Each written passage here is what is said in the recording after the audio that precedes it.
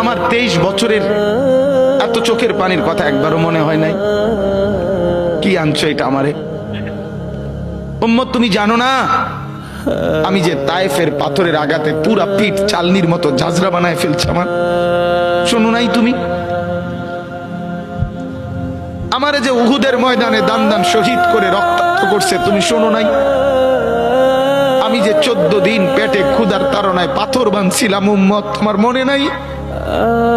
একবারও শোনো নাই আমার ক্ষুধার কষ্ট, আমার পিঠের ব্যথা, আমার দাঁতের ব্যথা, আমার কাঁধে 2টা কড়া ঢুকে গেছে? উম্মত আমার ঘরে 3 মাস আল্লাহর নবীর স্ত্রী আয়েশা বলছে, আল্লাহর কসম উম্মত, আম্মা জান আয়েশা বলে, এক ফোঁটা চুলায় আগুন জ্বলে নাই।